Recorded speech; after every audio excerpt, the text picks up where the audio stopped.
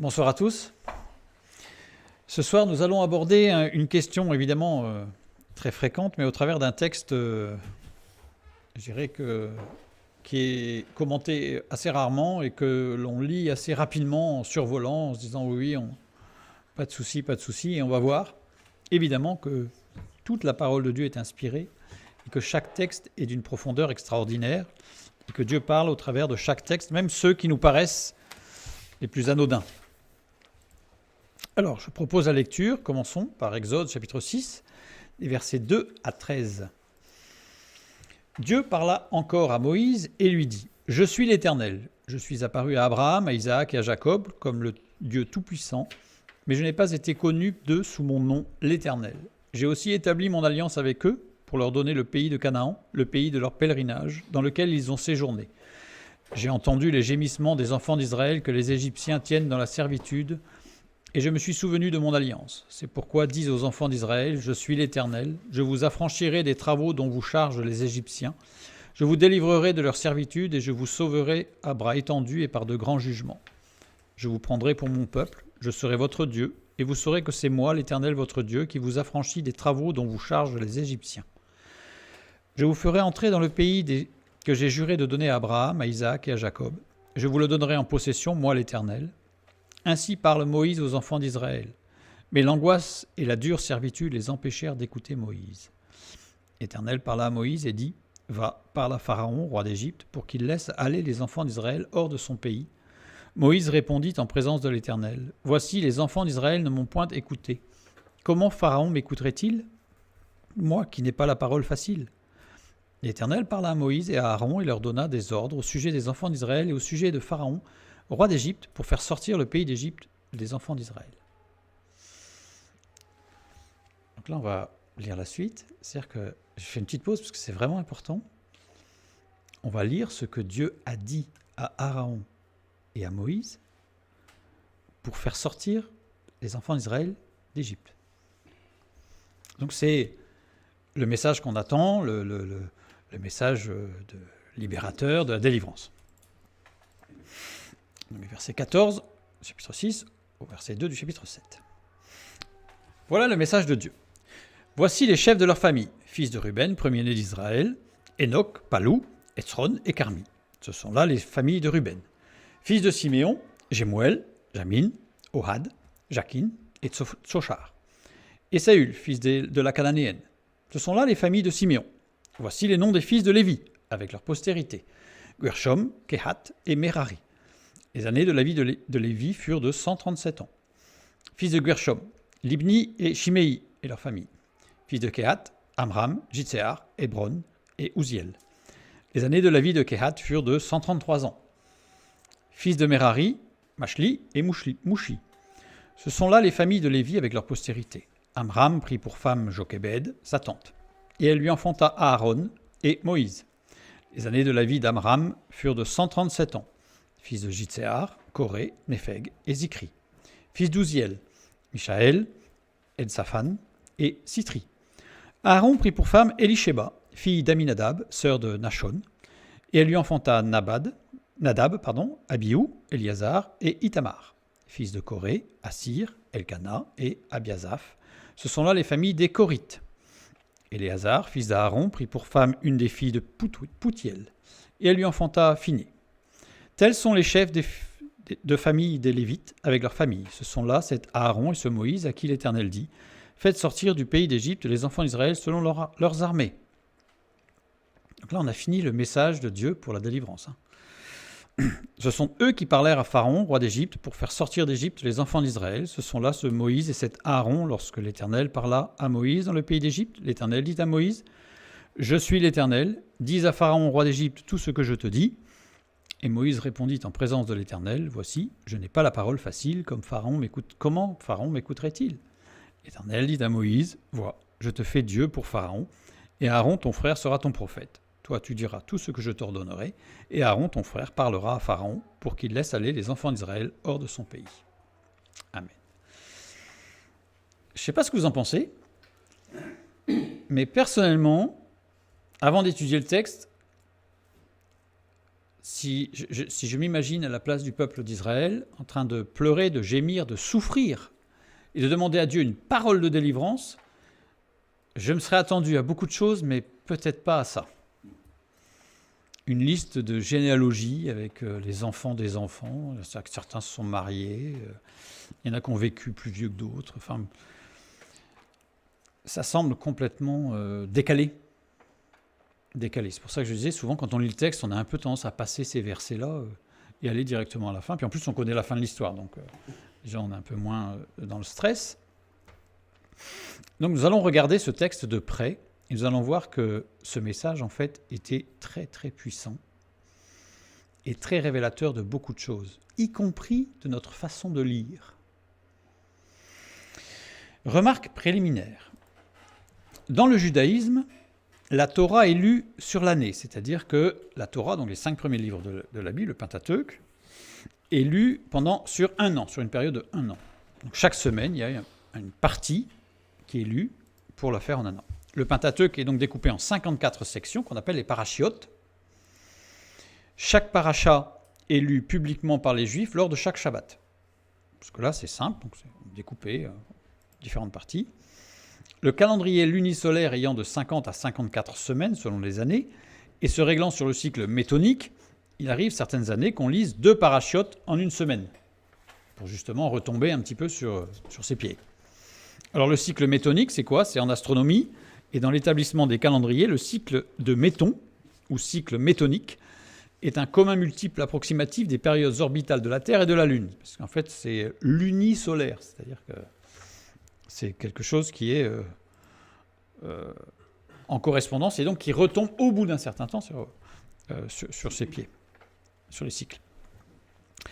La lecture de la Torah sur un an est une tradition babylonienne. C'est-à-dire qu'en fait, la tradition du fait de lire la Torah en un an provient d'une tradition, d'un usage babylonien. Alors, la déportation à Babylone des Juifs de Jérusalem et du royaume de Juda sous Nabuchodonosor II fait suite au siège de Jérusalem en moins 586, a été amorcé en moins 597. Je ne vais pas rentrer dans les détails des dates, mais c'est pour montrer que c'est très ancien en fait, mais que ce n'est pas depuis le début. La lecture de la Torah avant l'exil à Babylone se faisait en 3 ans. Alors, petite parenthèse, pour ceux qui ont du mal à lire la Bible en un an, parce qu'on aime bien se fixer un temps, vous pouvez largement vous dire « Non, mais je vais faire comme avant, je vais me la lire en une période de 3 ans, et pourquoi pas ». Sachant que chacune des méthodes de lecture, entre guillemets, a des avantages et des inconvénients, on va le voir rapidement. Donc, quand la Torah a été lue sur 3 ans, il y avait un découpage de lecture hebdomadaire qui était beaucoup plus fin, beaucoup plus petit, puisqu'évidemment, c'était étalé sur à peu près 160 mois. Donc, en 154, qu'on appelle les sidrotes. Alors, permet de visualiser des unités de lecture plus denses, révélant parfois des constructions plus précises. C'est-à-dire que, forcément, si on lit des passages plus courts, ça permet d'avoir un peu plus de temps pour étudier. Donc les sidrotes sont plus précis que les parachiotes. Voilà. Exode 6, 1 à 7, 2, c'est-à-dire notre lecture essentiellement, est incluse dans la paracha qu'on appelle Vaïra. La paracha Vaïra, c'est de Exode 6, 2 à 9, 35. Incluse dans la première sidra de la paracha Vaïra. C'est-à-dire que comme j'ai expliqué, avant, c'était coupé plus fin, et donc notre lecture de Exode 6, 1 à 7, 2 est incluse dans une sidra, qui était Exode 6, chapitre 2, au chapitre 7, verset 7. Je le signale parce que c'est intéressant, parce que c'est ce qui m'a permis de déterminer comment j'allais lire le texte, en fait. Parce que les découpages en chapitres et versets sont arrivés bien plus tard, puisque c'est l'ère chrétienne, et même pas au tout début de l'ère chrétienne, pour des facilités de lecture et pour s'y retrouver plus facilement. Avec la ponctuation, mais ça c'était avant la ponctuation, c'était les massorettes, c'était bien avant, mais au niveau des chapitres et des versets, c'est pour ça que parfois on a des chapitres qui sont découpés de façon très curieuse, et dans notre lecture, on a une tendance naturelle à s'arrêter à un chapitre. et à oublier qu'en fait, ça ne s'arrêtait pas forcément là et qu'il y avait une continuité. Et très souvent, on passe d'un chapitre à l'autre en imaginant que c'est une idée différente, comme un chapitre d'un livre qui serait différent, alors qu'il y a une continuité. Et si on regarde les découpages des sidrotes, mieux que les parachiotes, mais on se rend compte que le découpage n'est pas du tout le même. Et une fois de plus, ça vient du fait que le christianisme, ayant voulu complètement rejeter le judaïsme, en disant nous c'est complètement différent, n'ont pas pris garde à l'usage qu'il y avait au niveau des sidrotes. Et je pense que, honnêtement, si on avait fait des découpages de chapitres sur la Torah conformément aux sidrotes, je pense qu'il y aurait eu des lectures qui auraient été beaucoup plus faciles. Et comme on va le voir ce soir, des choses qui deviennent beaucoup plus évidentes. Parce que si on lit le chapitre 6 d'Exode, sans lire les 7 premiers versets du chapitre 7, on ne peut pas comprendre le chapitre 6.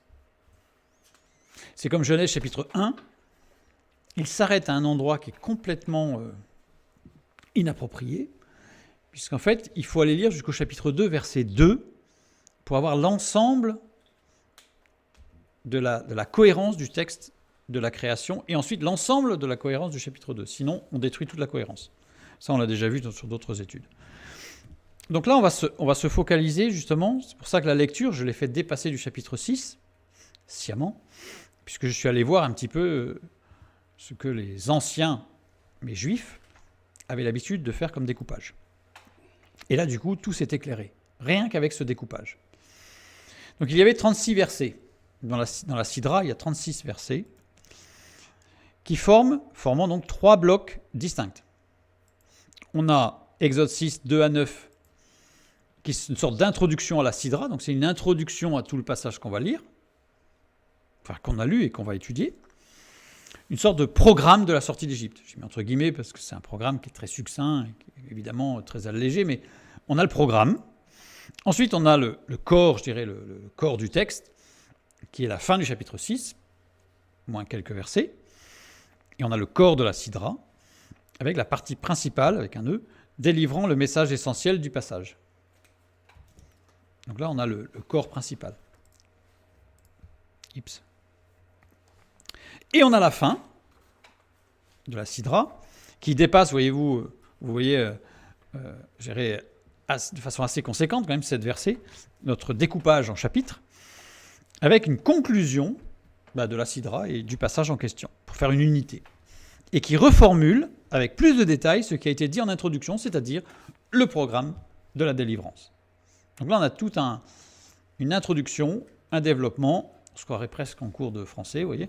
On a tout structuré. C'est structuré. Alors, prenons l'introduction. Introduction, où Dieu parle encore à Moïse. C'est comme tout à l'heure, je me suis arrêté. Voilà, on a toute l'introduction. Tu parles au pharaon, tu dis ça, voilà, etc. Et puis on a la conclusion. Mais l'angoisse et la dure servitude les empêchèrent d'écouter Moïse. Rappel des promesses de Dieu aux patriarches. C'est-à-dire que Dieu commence son message, Dieu parle encore à Moïse et lui dit « Je suis l'Éternel, je suis apparu à Abraham et à Isaac et à Jacob, comme le Dieu Tout-Puissant, mais je n'ai pas été connu d'eux sous mon nom, l'Éternel. J'ai aussi établi mon alliance avec eux pour leur donner le pays de Canaan, le pays de leur pèlerinage dans lequel ils ont séjourné. » Donc là, c'est une introduction qui rappelle les promesses de Dieu. Dieu est éternel, ses promesses sont vraies, il ne change pas. Donc il rappelle ses promesses. Ensuite, dans cette petite introduction, on a encore une petite partie où Dieu nous dit qu'il est omniprésent et omniscient, c'est-à-dire qu'il connaît la souffrance de ses enfants, il connaît la souffrance de son peuple, il ne l'a pas oublié, il ne s'est pas éloigné, il est auprès d'eux. J'ai entendu les gémissements des enfants d'Israël que les Égyptiens tiennent dans la servitude, et je me suis souvenu de mon alliance. Évidemment, l'introduction n'est pas tout à fait correcte, parce que je me suis souvenu, donne l'impression qu'il l'avait oublié et que ça lui est revenu. Évidemment, ce n'est pas du tout ça. C'est au contraire, ça signifie littéralement que le temps est venu de mettre maintenant la chose en place et de l'appliquer. Voilà, parce qu'il y a tout un programme. C'est pourquoi, donc là on a une sorte de charnière, presque au milieu, c'est pourquoi, dit aux enfants d'Israël. Donc on a une introduction, et à partir de là on va dire, c'est pourquoi il faut que tu parles. Le c'est pourquoi, c'est Ken. Ken qui décrit ce qui se renforce et rendu solide et stable. C'est-à-dire que ça décrit quelque chose qui va se fortifier qui devient stable. Oups. Ken, puisqu'il y a le c'est pourquoi, ça veut dire que ce qui a été dit avant a été dit pour une raison particulière, c'est qu'il fallait fortifier Moïse. C'est-à-dire que Moïse avait besoin d'être fortifié et d'être rendu solide et stable. Et la manière que Dieu a utilisée pour que Moïse soit rendu fort et stable, c'est de lui rappeler les promesses. Et dire, écoute, il y a des promesses qui sont certaines, donc je vais maintenant, j'ai entendu les souffrances, je les ai vues, et maintenant, action. Et ça va faire du bien à Moïse, et Moïse, avec ça, il va se dire, c'est bon, on y va. Donc c'est les différents aspects qui ont servi à Moïse. Et donc très souvent, bien sûr, pour nous, Dieu aussi nous rappelle des promesses en nous disant, je ne change pas. Et ce que j'ai promis, je l'accomplirai. Mais en son temps. Ensuite, on a la troisième partie de cette introduction, où Dieu énonce à Moïse le message qu'il doit délivrer au peuple. C'est pourquoi, dis aux enfants d'Israël, maintenant que je t'ai fortifié, maintenant que tu as eu le rappel de la promesse, etc., maintenant tu vas parler. Et tu vas leur dire, je suis l'Éternel, je vous affranchirai des travaux, etc. Donc tout le message divin, voilà, avec un rappel, je vous ferai entrer dans le pays que j'ai juré de donner à Abraham, à Isaac et Jacob. Donc voilà, le message est structuré avec le rappel des promesses, avec tout ce qu'il faut. Ainsi parla Moïse aux enfants d'Israël. Donc Moïse obéit, Moïse parle au peuple. Donc Dieu lui dit, va, parle au peuple. Moïse va, il parle au peuple. Et là, catastrophe. C'est un échec cuisant. C'est-à-dire qu'il y a un problème. Dieu dit à Moïse, vas-y. Le texte biblique nous dit que Moïse, motivé, il y va. Et là, il se prend un mur. C'est-à-dire c'est nul. Résultat, nul. Donc là, il revient complètement découragé, Moïse. Qu'est-ce qui se passe ? Mais qu'est-ce qui se passe ? N'oubliez pas que ce n'est pas le corps de notre message, c'est juste l'introduction. On présente ce qui se passe. Et tout ce qu'on va lire après, c'est-à-dire cette fameuse généalogie un peu rébarbative, eh bien c'est ce qui va ramener Moïse et le peuple. Alors voilà, point d'interrogation, parce que c'est quand même curieux déjà. Dieu dit va, ça ne marche pas. On va répondre à la question de savoir pourquoi tout à l'heure. Je vous rassure. Je vous rassure. Maintenant, le message central du passage. Voilà. Alors là, le corps du texte, bam, formidable. C'est parti. Et là, on a toute la généalogie. En avant. Donc, le message central du texte, c'est voici les chefs de leur famille. Je ne vais pas vous le relire parce que je me suis dit que je le ferais, mais non. Je ne le fais pas, mais vous pourrez le faire parce que c'est. Mais surtout, vous pourrez le faire après qu'on aura tout étudié, parce que vous allez voir la précision du texte. Donc, mystère, c'est curieux. C'est curieux comme message d'encouragement. On serait attendu à autre chose. Et enfin, la conclusion. L'Éternel dit à Moïse, vois, je te fais Dieu pour Pharaon, et Aaron, ton frère, sera ton prophète. Toi, tu diras tout ce que je t'ordonnerai, etc. Donc, voilà. Donc, en introduction, Dieu donne à Moïse ce qu'il faut dire au peuple. Et c'est un échec. Ça ne marche pas. Le peuple ne bouge pas. Il y a ensuite une énumération généalogique, qui est le corps principal du texte, le message de Dieu, le message dynamisant. Et il n'y a plus de problème pour convaincre le peuple. Puisqu'on lit le texte, je te fais pour Pharaon, je te fais Dieu pour Pharaon, et Aaron ton frère sera ton prophète, tu diras tout ce que je te donnerai, et Aaron ton frère parlera à Pharaon pour qu'il laisse aller les enfants d'Israël. Où est le problème avec les enfants d'Israël ? Il n'y en a plus. Il n'y en a plus. Dans l'introduction, on voit que c'est un problème. Il faut d'abord parler aux enfants d'Israël pour les motiver. C'est un échec cuisant.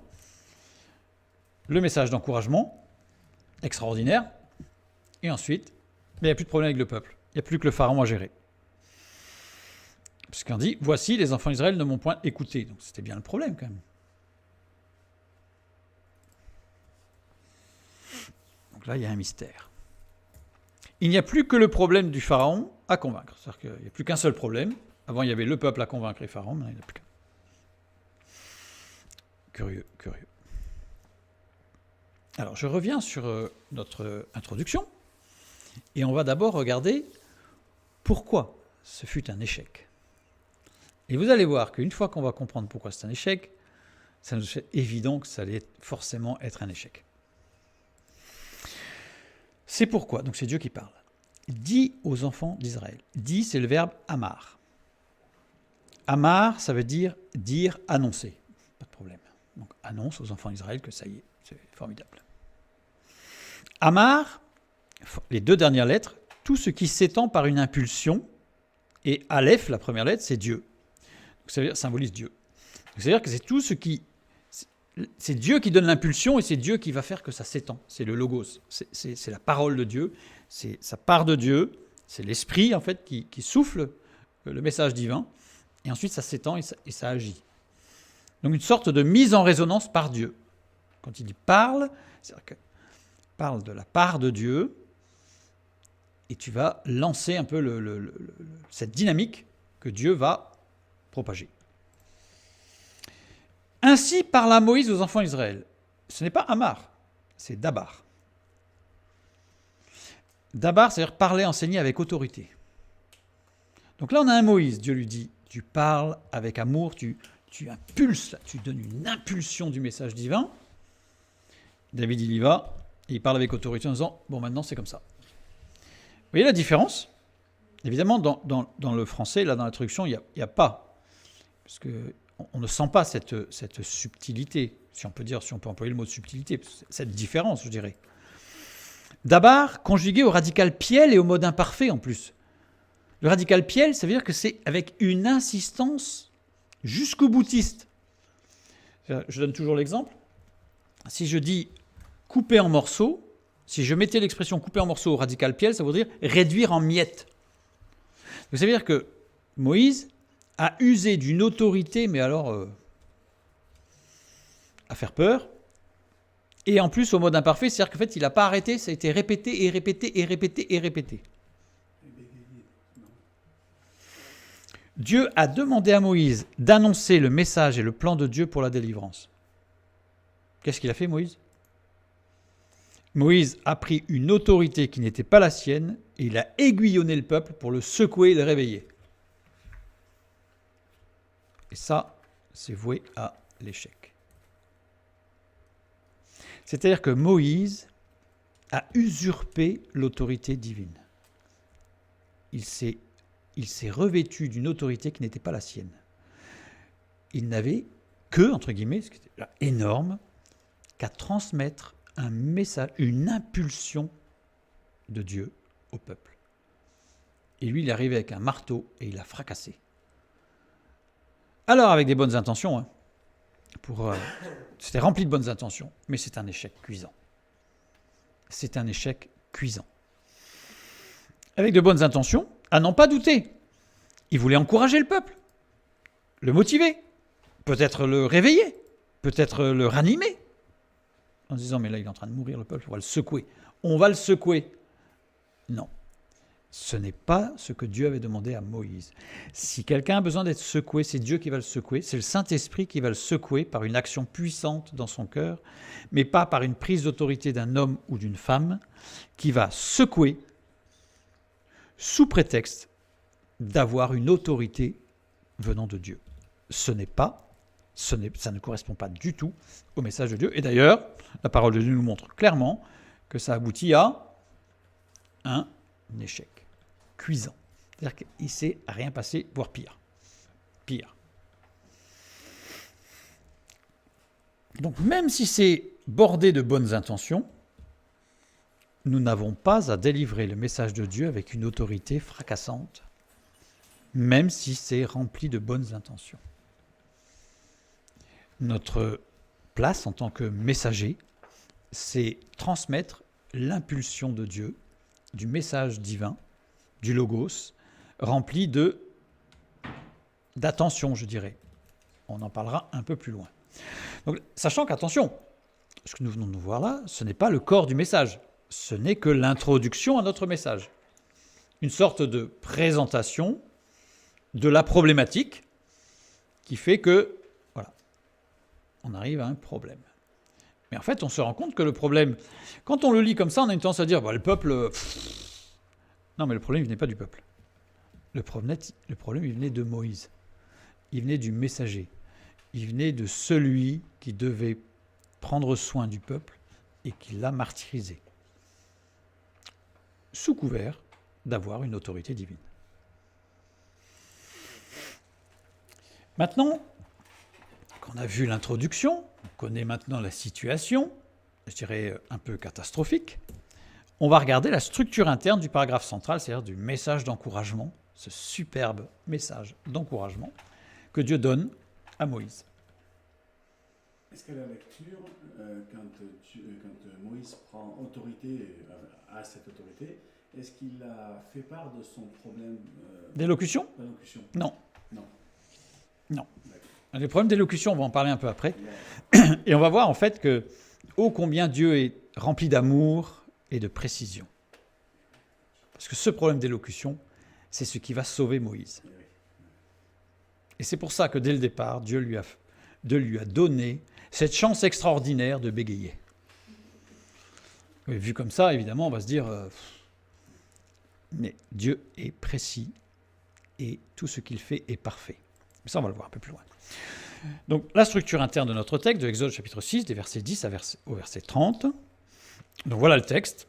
Donc, toute la généalogie, en fait, avec une petite introduction au départ. On ne va pas le relire, parce qu'on va le lire au fur et à mesure, pour regarder un petit peu comment il est structuré et comment il va nous amener à une lecture précise. Nous avons une première partie, donc des versets 10 à 12. L'Éternel parla à Moïse et dit « Va, parle à Pharaon, roi d'Égypte, pour qu'il laisse aller les enfants d'Israël hors de son pays. » Moïse répondit en présence de l'Éternel « Voici, les enfants d'Israël ne m'ont point écouté. » Donc pour l'instant, Moïse, il n'a pas compris le truc. Les enfants d'Israël sont sourds, ils ne sont pas bien disposés, c'est vraiment pénible. Comment Pharaon m'écouterait-il, moi qui n'ai pas la parole facile ? Donc on a deux problèmes. On a le peuple qui n'écoute pas, parce que le Pharaon, pour l'instant, n'a pas testé. Et puis en plus, j'ai du mal à parler. Donc. Et maintenant, on va se projeter sur la fin du texte. Regardez la fin du texte. Lorsque l'Éternel parla à Moïse dans le pays d'Égypte, l'Éternel dit à Moïse, « Je suis l'Éternel. Dis à Pharaon, roi d'Égypte, tout ce que je t'ai dit. » Et Moïse répondit en présence de l'Éternel, « Voici, je n'ai pas la parole facile. Comment Pharaon m'écouterait-il » On a l'impression que ce qui a été au milieu n'a servi à rien. D'ailleurs, comme je vous l'ai dit, en introduction, on a une tendance, quand on le lit, à lire le début, à lire la fin, le milieu, on lit assez vite. Donc des versets 29 et 30, donc les deux derniers. Il y a deux différences fondamentales entre cette première partie et la dernière partie. Dans la première partie, c'est « Va, parle à Pharaon ». Dans la deuxième partie, c'est « Dis ce que je te dis ». Vous sentez la différence ? Je pense que les parents qui ont eu des enfants sentent vraiment la différence. Va, parle à Pharaon, il revient, ça ne marche pas, voilà, attends. Parce que Dieu est omniscient et il écoute tout, donc il dit, écoute, maintenant cette fois-ci, je ne vais pas te dire d'aller parler, je vais te dire, tu vas répéter exactement ce que je te dis.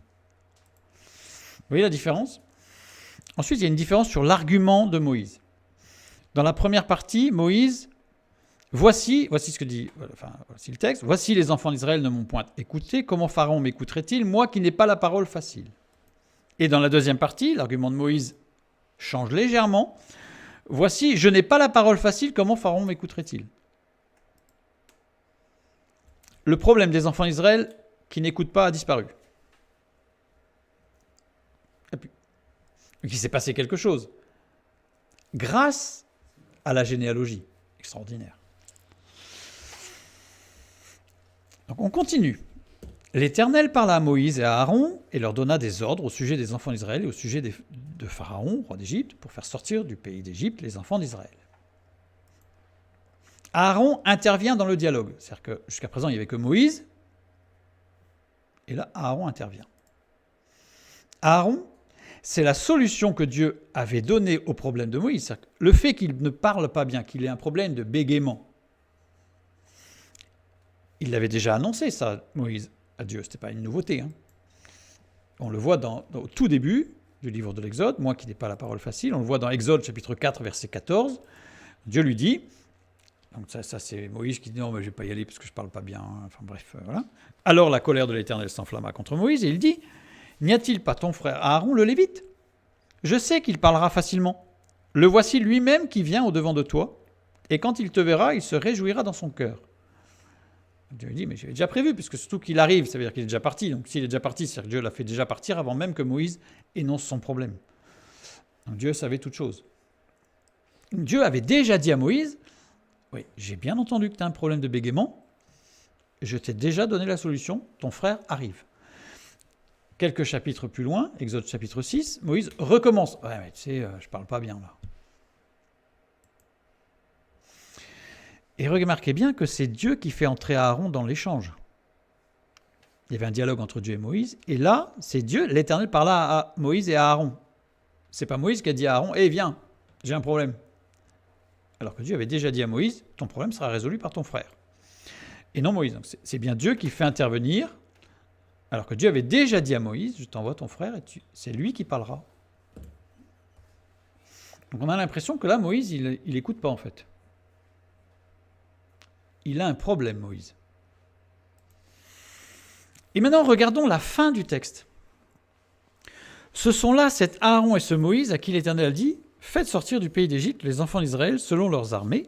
Ce sont eux qui parlèrent à Pharaon, roi d'Égypte, pour faire sortir d'Égypte les enfants d'Israël. Ce sont là ce Moïse et cet Aaron. »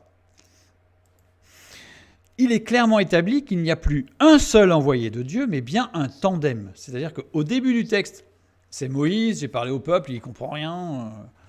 Bon, certes, j'ai un petit défaut d'élocution, mais quand même. J'avais ton autorité quand même. Non. Et donc, on voit que Dieu fait rentrer Aaron dans la communication, dans la discussion, parce qu'il ne s'agit plus d'un dialogue du coup. Et à la fin du texte, on retrouve cette énonciation de Dieu, en fait, qui laisse Aaron en fait, dans l'action. Et remarquez le jeu précis dans le texte qui montre que ce tandem, c'est pas qu'il y a un chef et un sous-chef. C'est qu'il y a un tandem à égalité. Parce que regardez, au tout début, on a Moïse, par là Moïse et Aaron, et à la fin, on a Dieu parle à Aaron et à Moïse. Pas de jaloux. Évidemment, dans un texte littéraire, on peut difficilement superposer les deux noms en même temps. Ça deviendrait incompréhensible. Mais on a bien un tandem. On n'a pas un chef et un sous-chef. Et remarquez bien que nous, quand nous lisons les textes où il y a Moïse et Aaron, dans notre esprit, Aaron, c'est qui? C'est le sous-chef. C'est le sbire. Il obéit à Moïse. Moïse, c'est le grand chef.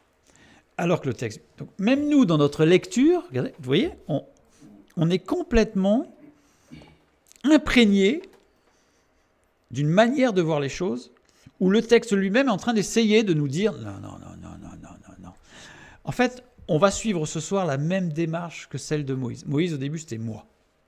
M-O-3-A, moi. Et le peuple, il est nul, il comprend rien.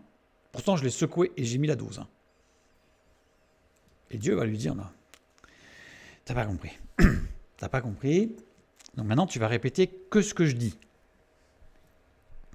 Et on voit que Dieu va établir un tandem, puisqu'il y a une solution. Et ce que Moïse n'avait pas compris, c'est que la solution ne se trouve pas dans l'autorité, mais dans la répartition à l'horizontale. Pas de verticalité, si ce n'est avec Dieu, mais entre frères et sœurs, horizontale. Le défaut physique de Moïse a mis en évidence son véritable problème. J'ai un problème pour parler. Oui, en effet. Tu as un gros problème pour parler, Moïse. Mais le vrai problème, c'est pas que tu bégayes. En fait, et par ce biais-là, parce que Dieu savait toutes choses, il va amener Moïse à se rendre compte qu'il a un problème, mais qui va aller au-delà de ce problème physique. Et le problème fondamental de Moïse, c'est l'élitisme individualiste. Je suis appelé de Dieu, moi. Donc moi je parle, et toi tu obéis. Ça c'est Moïse, au début. L'entrée en matière de Moïse, ça ne s'est pas très bien passé, et c'est comme ça qu'il est rentré en matière devant le peuple. élitiste, individualiste. Moi, j'ai reçu l'autorité de Dieu, alors moi je parle et on m'écoute. Et Dieu est en train de dire à Moïse, c'est pas tout à fait comme ça que ça se passe. Je t'ai envoyé ton frère Aaron. Et c'est par ce qu'il y a eu entre les deux textes que les choses ont changé. C'est-à-dire que ce texte montre qu'il y a un sandwich là, et qu'il y a une différence entre le début et la fin. Et justement, le texte nous montre que c'est presque pareil, mais que pas tout à fait. Il y a eu une évolution, puisqu'après on a bien un tandem où c'est Aaron qui est cité en premier et ce Moïse. Ce sont là cet Aaron et ce Moïse à qui l'Éternel dit. Là, il y a une égalité remise un petit peu chacun au bon niveau. Au même niveau, je dirais. Et pourquoi ? Parce qu'il y a eu un message extraordinaire de Dieu en plein milieu, qui est une généalogie biblique. C'est génial. Oui. Mais vous voyez, cette mécanique, et le texte met l'accent sur ce milieu, justement. Met l'accent sur ce milieu. Et sans ce petit passage, sans cette exhortation au milieu, il n'y aurait pas eu de sortie d'Égypte. Il n'y aurait pas eu la délivrance.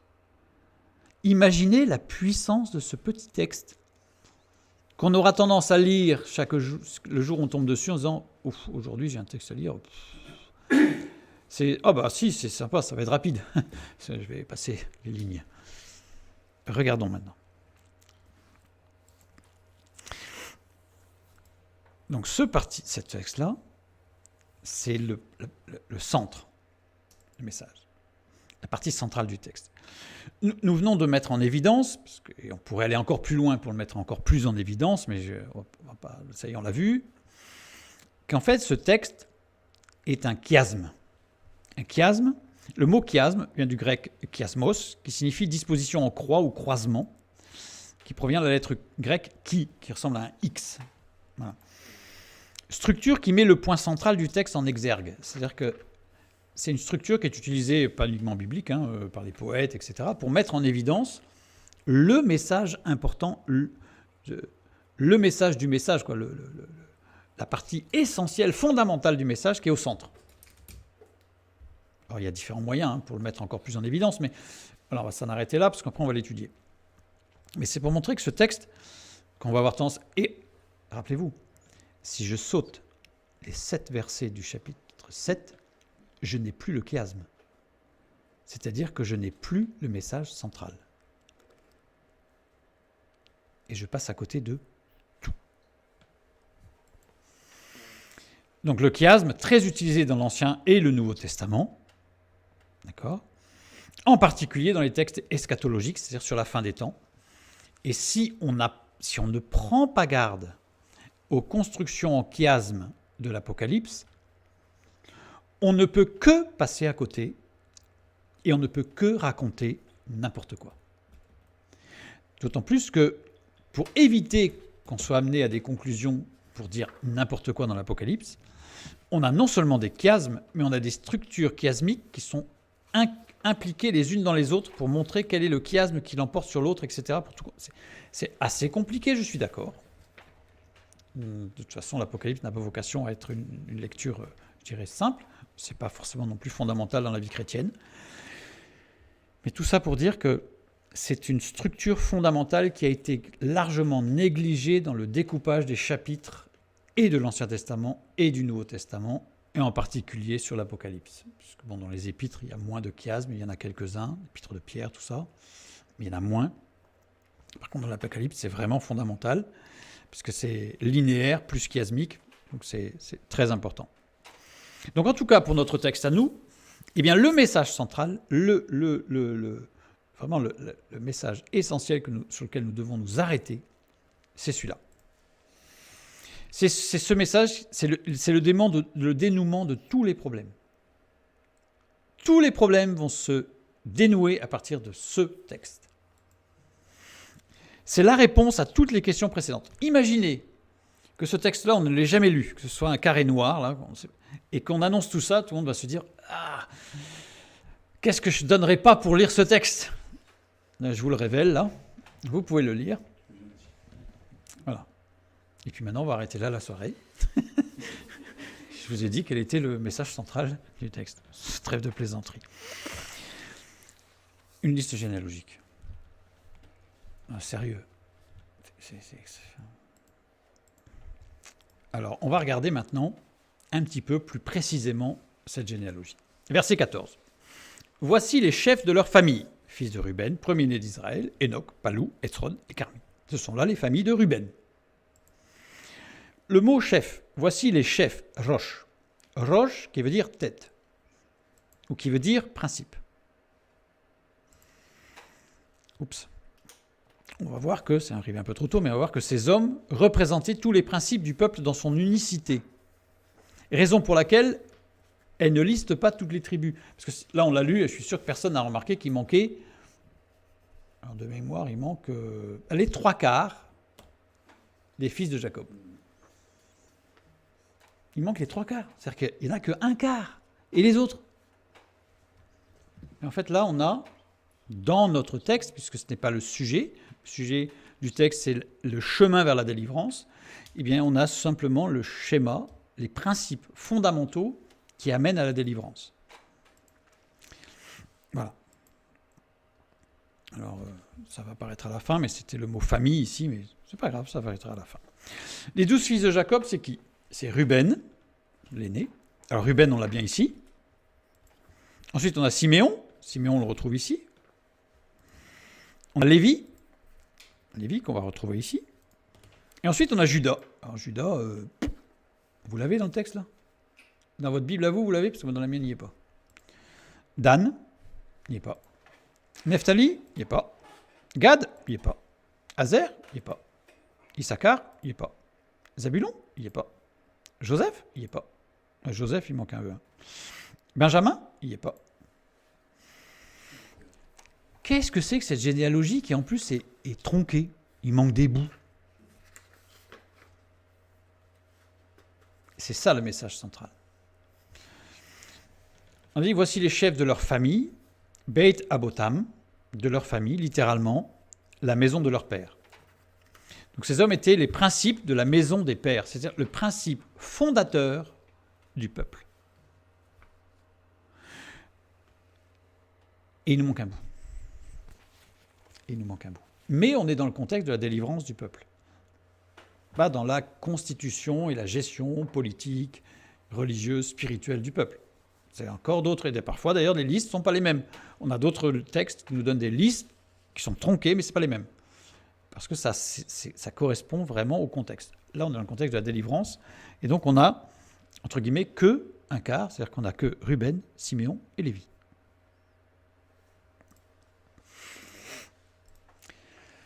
Je prends le verset suivant. Donc on a Ruben, voilà. Donc on a une introduction. Voici les hommes, les principes du peuple dans son unicité, des maisons, les pères fondateurs du peuple de Dieu. On commence par Ruben, verset 15. On a Siméon, avec ses fils, etc. Ce sont les familles de Siméon. Donc là, on a une suite logique de généalogie. On continue. Et on s'attend à continuer comme ça pour les 12. On va prendre le verset 16.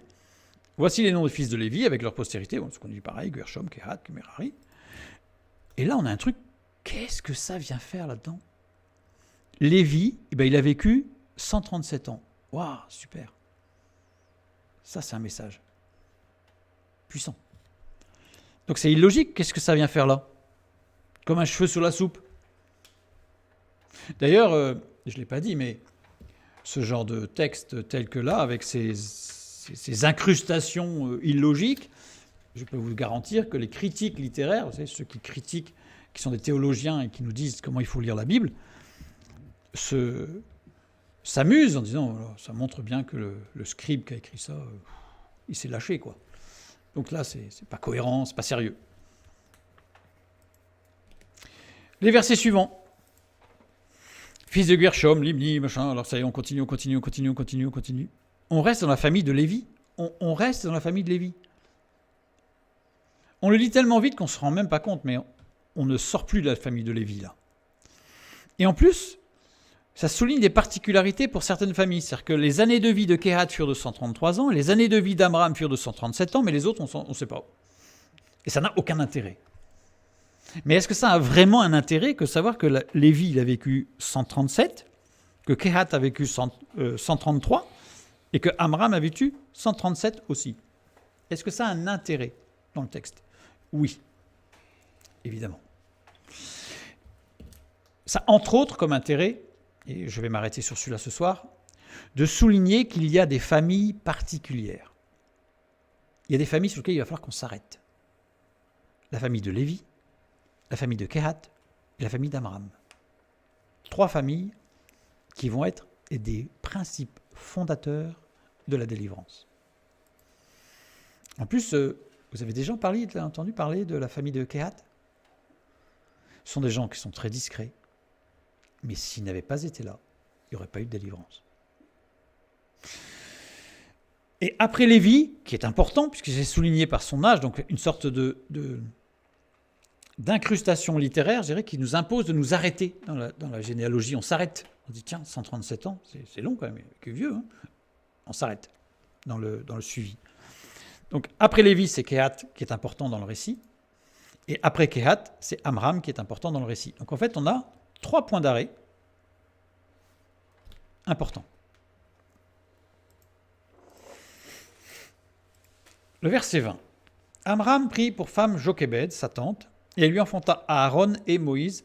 Les années de la vie d'Amram furent de 137 ans. Donc là, on s'arrête sur l'un des personnages. On a vu qu'il y avait Lévi, Kehat et Amram. Donc on va s'arrêter sur Amram. Il a 2 particularités, Amram, dans cette liste généalogique.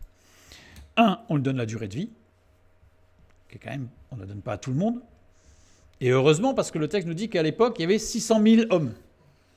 Ça veut dire que si on avait eu le nom de tout le monde, et la durée de vie de tout le monde, ça faisait, ils étaient en général mariés, donc c'était 1,2 million de personnes, on en avait pour un moment.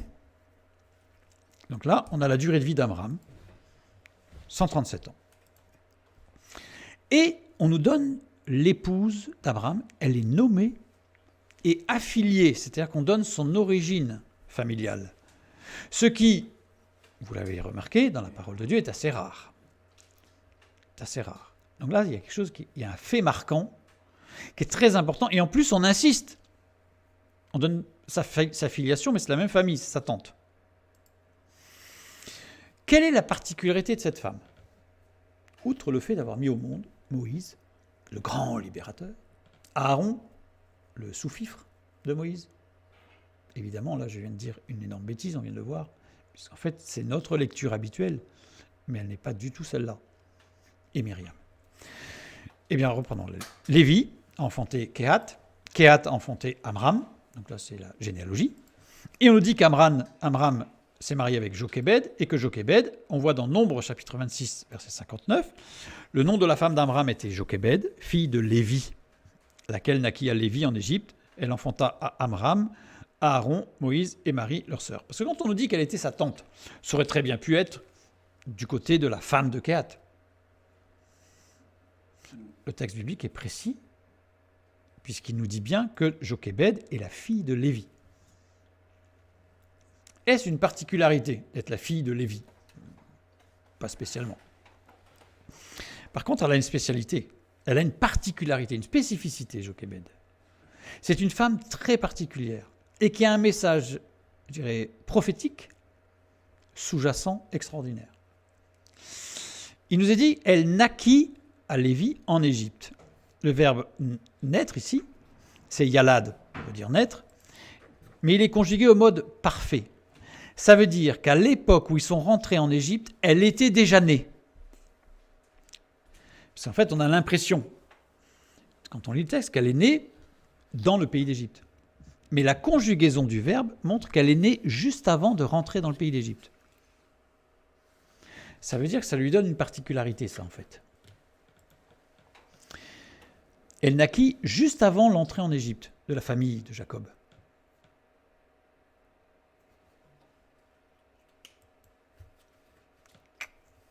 Exode, chapitre 1, verset 5, nous lisons « Les personnes issues de Jacob étaient au nombre de 70 en tout.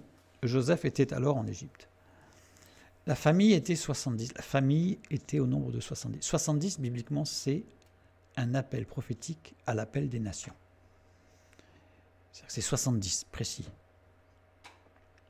et Jochébed était la 70e. C'est elle qui a permis une application prophétique aux nations de ce que nous allons lire, de ce qui va se passer, de la délivrance.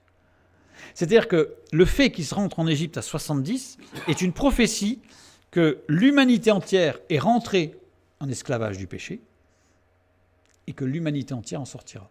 Enfin, aura la possibilité d'en sortir par la grâce de Dieu. Donc, sous-jacent, Jochébed, elle est porteuse d'un message, mais alors hyper discret. Hein. Parce que là, par contre, elle ne se revêt pas d'autorité pour le dire. Hein. Mais elle est là.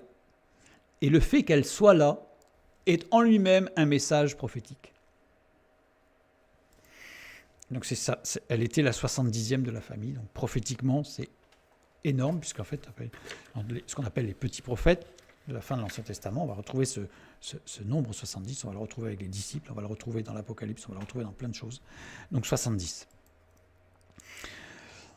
Maintenant, je continue. Donc Amram, il a cette particularité, il est marié avec une femme porteuse d'un message prophétique non violent. Je souligne, et je mets entre guillemets, mais je souligne par rapport à l'introduction où Moïse, lui, était violent dans son message. Maintenant, les versets suivants, Exode 6, 21 et 22. Nous lisons « Fils de Jitséar, Coré, Népheg et Zikri. Fils d'Ouziel, Michaël ou Michaël, Elsaphan et Sitri. » La généalogie continue normalement. Continue normalement, on a des fils, on ne dit pas qu'ils sont mariés, ni avec qui. Voilà. Mais ça reste dans la famille de Kehat. C'est-à-dire que Amran est un descendant de Kehat, Jitséar est un descendant de Kehat. Kehat, celui sur lequel il fallait s'arrêter tout à l'heure. Le verset 23. Donc c'est comme si la généalogie se resserrait de plus en plus pour cibler quelqu'un. On était dans les enfants de Jacob, mais on n'en a pris que 3. Après, on s'est arrêté à Lévi.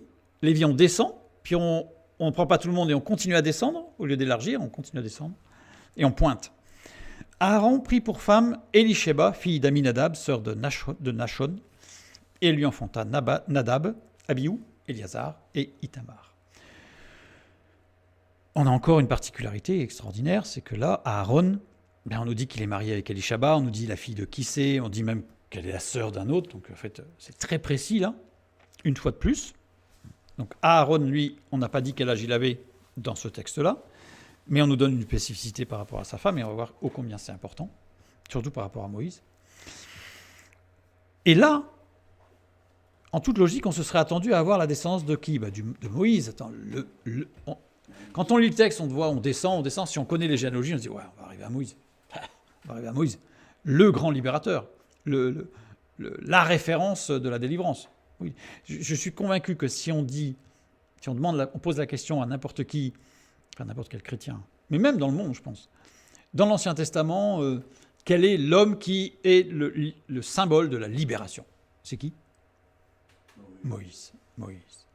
Et on va voir qu'en fait, non. En fait, pas du tout.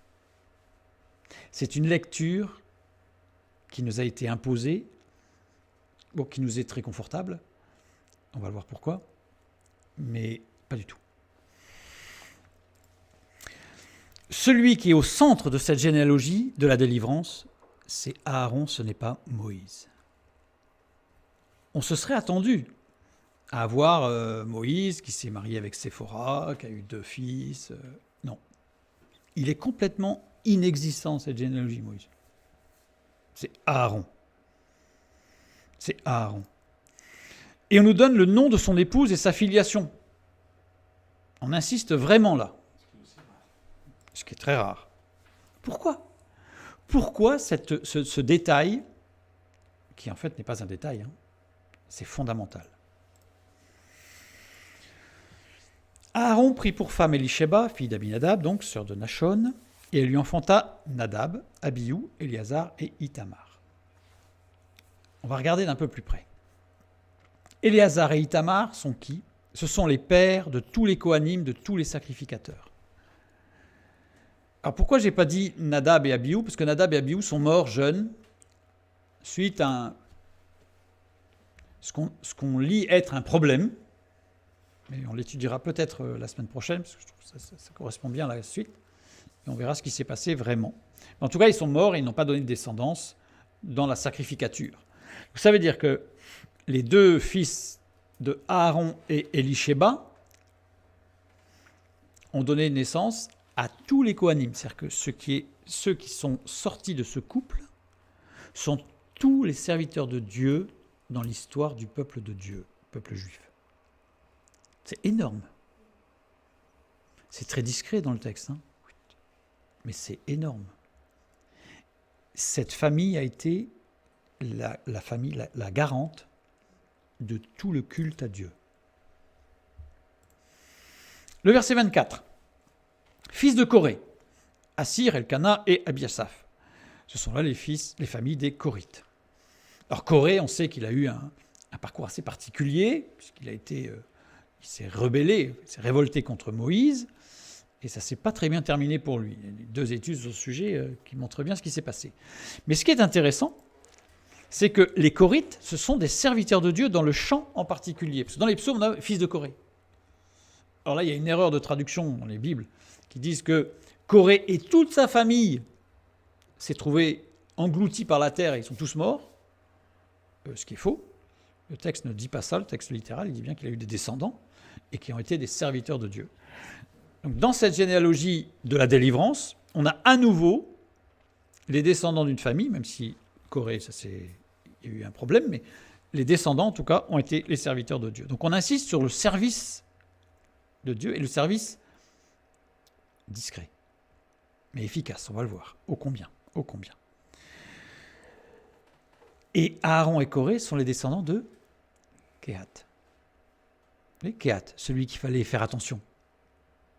Kehat, on n'entend pratiquement pas parler dans la parole de Dieu. Je ne sais pas si vous avez déjà entendu une étude biblique sur Kehat. Je ne pense pas. Il a été le père, et rappelez-vous au début, les principes, les pères fondateurs du peuple de Dieu. Voici les pères fondateurs du peuple de Dieu. Lévi, Kehat, Aaron, les Corites. Et parmi ces pères fondateurs, on a des femmes. On a des femmes.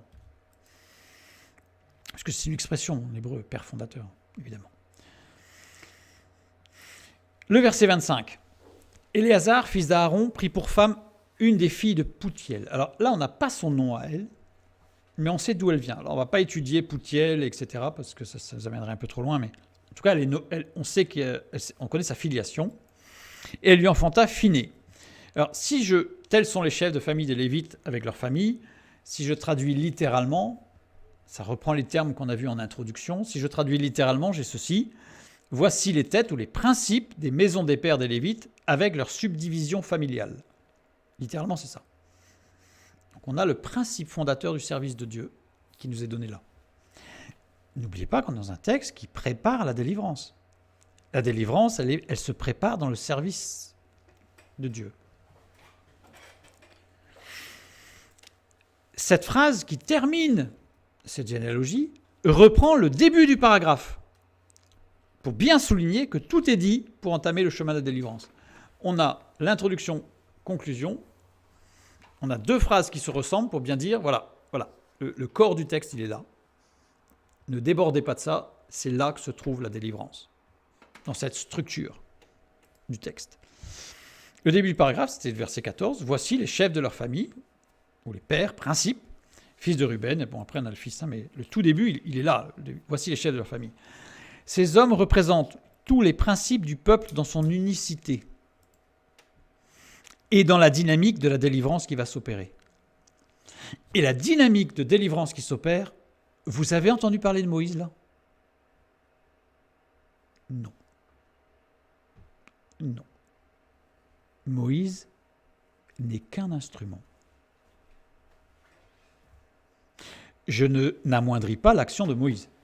Elle est puissante, elle est révélatrice de la puissance de Dieu, c'est clair. Mais il n'est pas le moteur dynamique de la délivrance. Nous avons Lévi, Kehat, Amram qui était Jochébed, Aaron, Élishéba, Éléazar, une fille de Poutiel, Phiné. Nous avons là, la liste qui est là, c'est la liste de tous ceux qui ont été les pères fondateurs de la délivrance.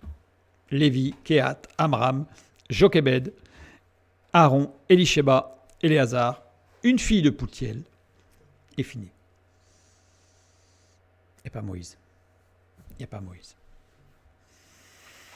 Alors, vous allez me dire, ouais, mais il y a quand même un problème, parce qu'on se serait quand même attendu à ce qu'il y ait Judas. Judas, l'ascendant de David et du Messie. Comment peut-on imaginer une délivrance sans le Messie? C'est curieux, n'est-ce pas?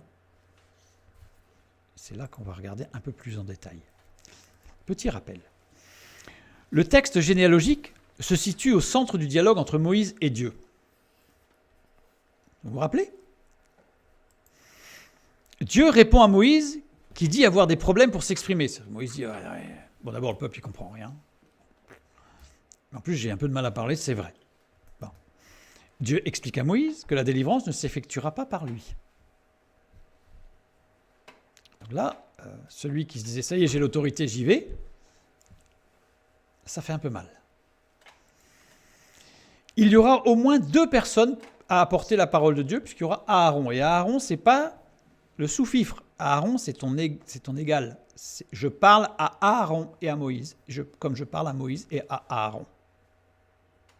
Il n'y a pas de verticalité. Il n'y a pas de chef et de sous-chef. Il y a les serviteurs de Dieu et Dieu. C'est tout. Donc, les 2 personnes, c'est Moïse et Aaron, ou Aaron et Moïse.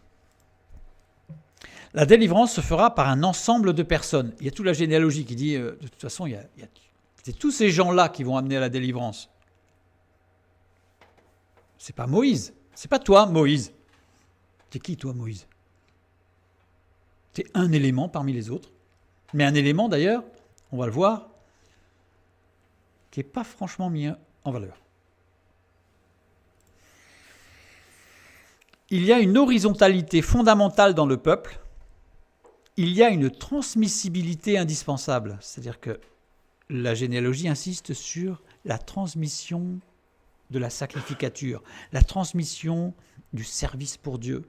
On insiste sur Kehat, qui a transmis à Amram, qui a transmis à Aaron, qui a transmis à ses enfants la sacrificature. Puis il y a Corée, puis les Corites, qui sont très présents dans le chant et la musique, dans le service de Dieu. Qu'est-ce qu'il a transmis, Moïse? Rien. Vous savez quelle place ont les enfants de Moïse dans l'histoire du peuple de Dieu? Aucune.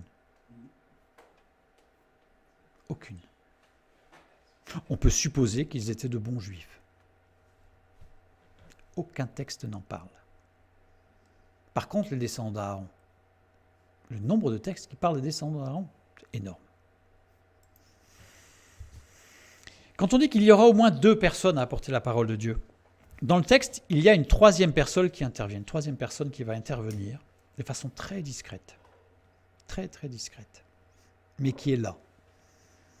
Et comme je vous dis, on est tellement habitué à notre lecture qu'en fait, on va avoir une tendance à ne regarder que ce qui est éclatant et pas ce qui est persévérant et sous-jacent. Exode 6, 23, nous lisons. Aaron prit pour femme Éliséba, fille d'Abinadab, sœur de Nachon. C'est qui Abinadab et Nachon? C'est qui? Elle est qui, elle?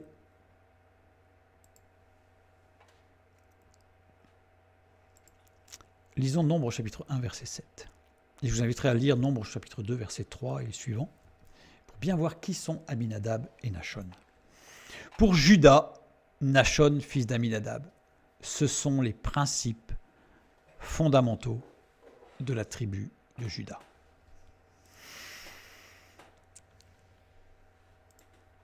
Père, principe de la tribu de Juda. Et voilà, Juda est là, discret. Mais il est là, pour la délivrance. Éliséba, qu'est-ce que ça veut dire Éliséba? Éliséba, ça veut dire Dieu de la promesse. Quelle promesse? Jésus-Christ. Dans la liste généalogique, Nachon et Abinadab font partie de la liste généalogique qui mène à Jésus, le Messie. C'est-à-dire qu'ils sont là, tout est dit dans cette généalogie, mais on y voit des choses très discrètes, mais très présentes. Et toute la dynamique de délivrance elle est là. La délivrance de l'Égypte se fait à 2 niveaux. Par l'action de Moïse, indéniable, puissante, révélatrice de la puissance de Dieu, claire. Une action éclatante. Et par la présence d'Aaron, une action discrète, mais omniprésente. Il est toujours là. On a un Moïse qui se prévaut d'une autorité divine et qui a cassé le peuple.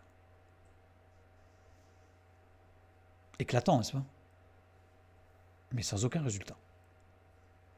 Et on a un Aaron très discret, omniprésent, et qui va influer dans le peuple, au travers de sa famille et de tout le message, toute la dynamique de la délivrance.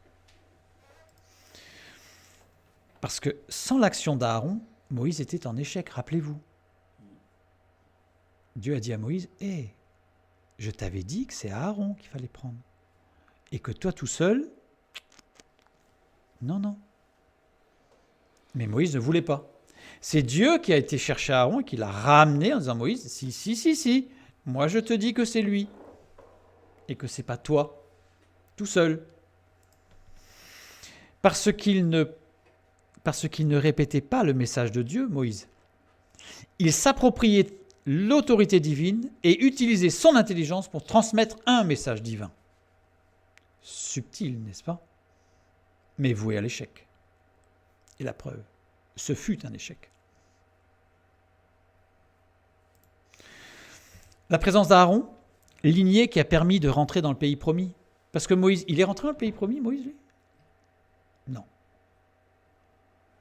Rien ne nous dit des enfants de Moïse s'ils sont rentrés dans le pays promis ou pas. Et on peut même dire que non, puisque tous les hommes sont morts dans le désert, sauf 2. Et ce n'étaient pas les enfants de Moïse. Et on n'a aucune information sur la descendance des enfants de Moïse. Par contre, sur Aaron, on a beaucoup d'informations. Moïse n'est pas rentré dans le pays promis. Ah, pourtant, il a eu des actions éclatantes et on ne dit pas que ces actions n'étaient pas mues par la puissance de Dieu. Il n'y a aucun problème. Mais il n'est pas rentré dans le pays promis. La lignée qui a permis de rentrer dans le pays promis, la lignée de Aaron, Lévi, Kehat, etc., c'est elle qui a donné une descendance de serviteurs de Dieu. Et Moïse, il a donné quoi? Aucune descendance active au service de Dieu. Aucune. Regardez ce détail, parce qu'il y en a énormément. Quand on commence à regarder de près, on se rend compte que Moïse, on l'a monté sur un piédestal. Je ne sous-estime pas du tout l'action qu'il a eue. Mais il faut tout simplement remettre l'homme à sa place. Moïse a épousé une femme qui s'appelait Séphora, ou Tsipora, si on veut prononcer en hébreu. Tsipora, les 2 premières lettres désignent quelque chose qui diffuse, propage, divulgue et qui inonde. Désigne quelque chose qui coule en permanence suivant une pente constante. Donc c'est en permanence. Il y avait du débit là. Et les dernières lettres désignent quelque chose qui est générateur et qui porte du fruit, bon ou mauvais. Ça porte du fruit. Si l'origine est mauvaise, c'est du mauvais fruit. Si l'origine est bonne, c'est du bon fruit. Mais on peut le lire d'une autre manière, Tsipora. On peut le lire, désigne quelque chose qui diffuse, propage, divulgue, ok. Désigne quelque chose qui coule en permanence, ok. Désigne le fait de vouloir absolument voir et être vu. Moïse s'est marié à quelqu'un qui voulait absolument voir et être vu. L'éclat. Éclatant. Symbole de la bouche et de la parole, donc en plus, c'était... Allez, aujourd'hui, on dit Paris Match. Je crois que c'est le poids des mots, le choc des photos. Là, c'était vraiment le poids des mots et le choc des verbes. Hein, c'était pour Séphora. Séphora mit en péril l'unité du peuple de Dieu. Donc là, je ne vais pas détailler parce que la médisance de Myriam contre Moïse, je développe avec précision que Séphora a été un danger pour le peuple de Dieu. Elle a failli rompre l'unicité du peuple de Dieu. C'était l'épouse de Moïse. Aaron, il s'est marié à qui? À Élishéba. Élishéba, regardez comment est construit le nom de Élishéba, cette femme discrète. Son nom n'est employé qu'une seule fois dans le texte biblique, c'est ici. Discret. Mais regardez la puissance de son nom. Il commence par deux lettres, L, Dieu. Ensuite, on a le germe, le Messie, le Yod, qui représente le Messie. Dieu, le Messie, promesse. Porteuse de la promesse du Messie. Et qu'est-ce qui a été le ciment du peuple de Dieu? C'est cette promesse du peuple du Messie. Ce n'est pas le coup d'éclat de Moïse.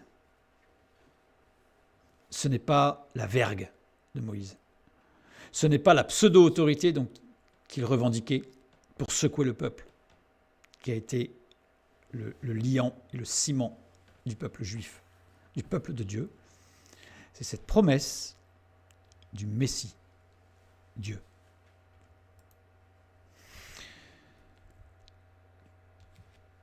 Pour ce passage, je pense qu'on peut s'arrêter là, sachant qu'on a effleuré, parce que je peux vous dire qu'il y a énormément de choses.